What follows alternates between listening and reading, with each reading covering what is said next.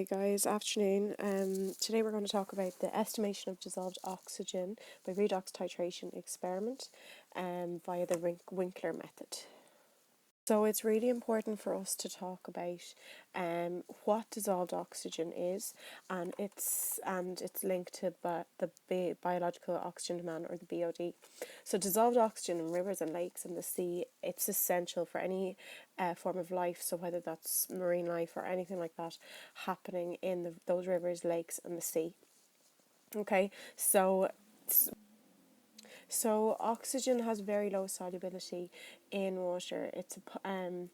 So at 10 degrees Celsius roughly there's about 11.3 milligrams per litre, whereas at 20 degrees Celsius that actually drops to 9.2. So the solubility of your gases drops when your temperature increase. Now I want you to imagine if any of these rivers or lakes got polluted, and they got polluted, for example, with domestic sewage or animal slurry or anything like that. When that is distributed into the water, the bacteria and the other things that are present in the water get nutrients.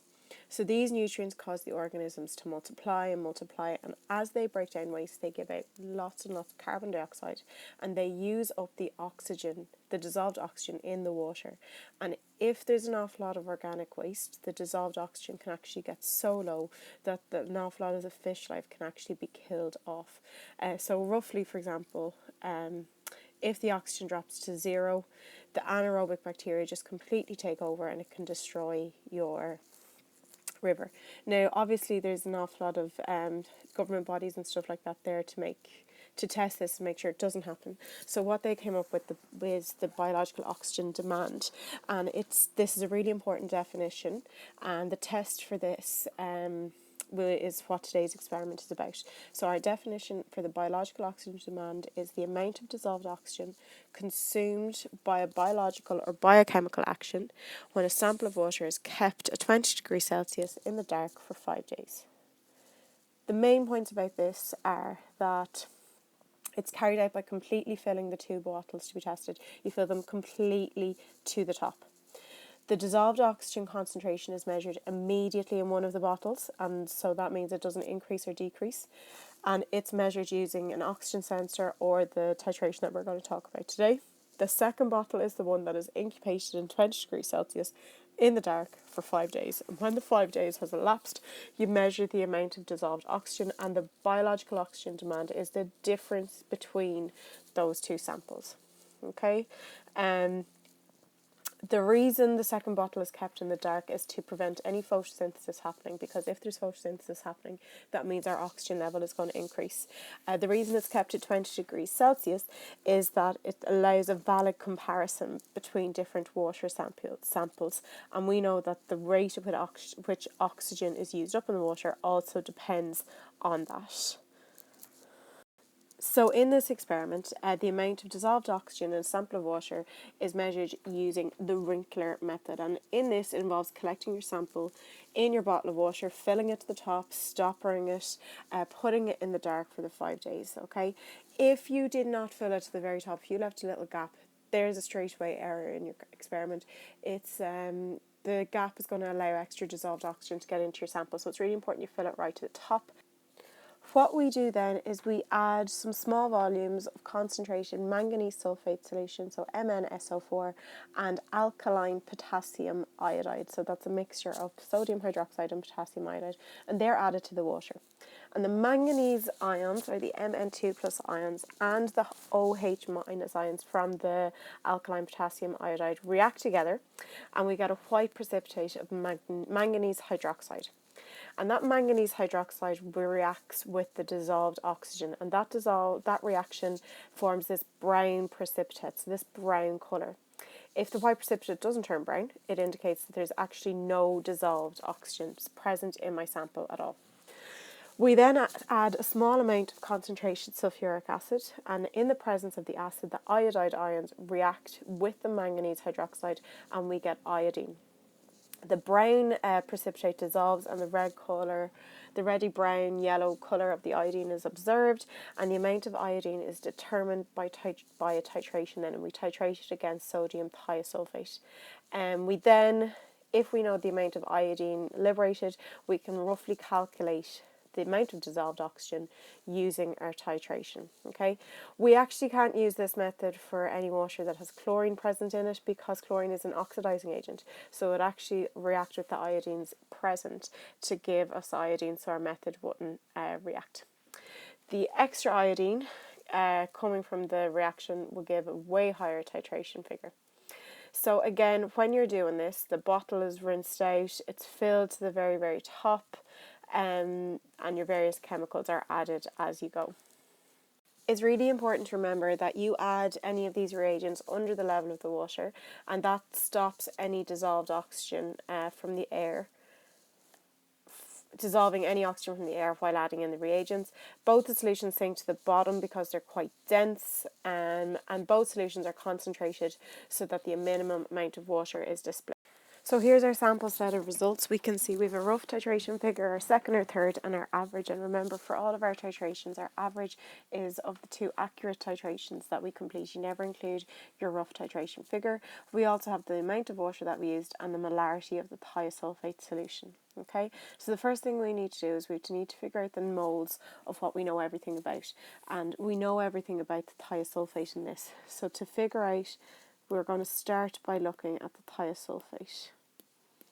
So I can see that I used 13 centimetres cubed. That's my average.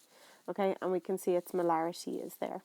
So it's 0.005. The capital M tells me it's moles per litre. I don't want it moles per litre. And we know 1 litre is equal to 1,000 centimetres cubed. So we divide our 0.05 by 1,000 and we multiply it by what we have, which is 13, and that gives us an answer of 0.00065 moles. Now that's moles per 13 centimetres cubed, so how many moles we actually used.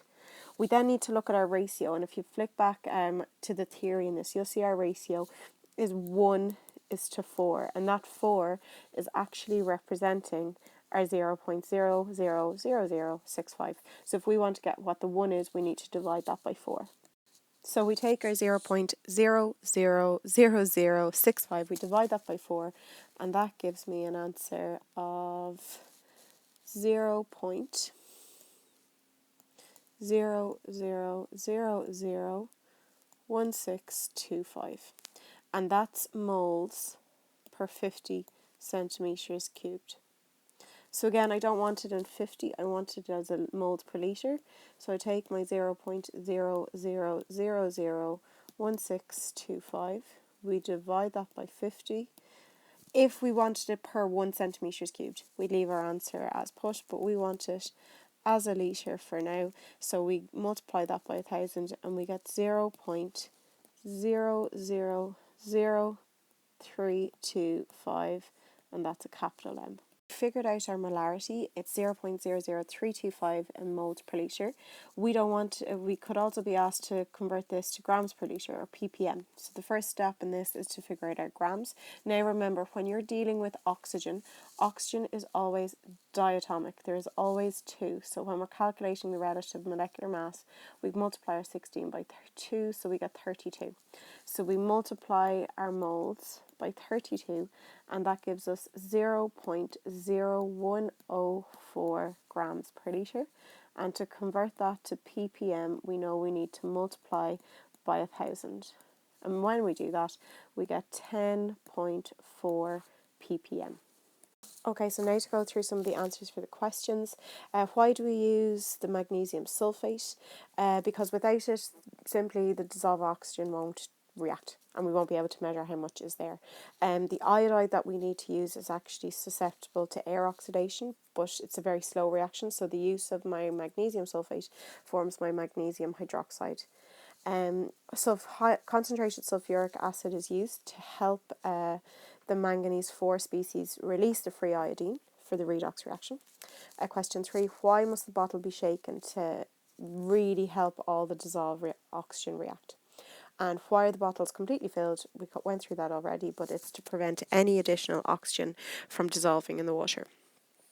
And if, like we spoke, if there is no reaction between the white precipitate and the alkaline potassium iodide, so if that brown iodine colour doesn't appear, it means there's actually no dissolved oxygen present and the sample is heavily polluted. Okay, then it's asking us to state and explain what the letters BOD means. So they stand for biological oxygen demand, and this is really asking you for your definition. It's the 5-day period for a water sample is measured for the amount of dissolved oxygen taken up by bacteria, and it's measured over a course of 5 days where the water has been incubated at 20 degrees Celsius in the dark. Why are they stored in the dark? To prevent oxygen production by photosynthesis.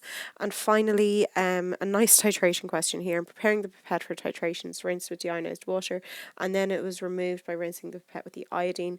Why is it important to remove the water, and why is the conical flask not rinsed? So it's important to remove the water because it's actually going to dilute our iodine, and if we dilute our iodine, it's going to influence our result. The conical flask is not rinsed with the iodine, again, because if it was, the iodine traces would remain and then we wouldn't know exact accurate amounts.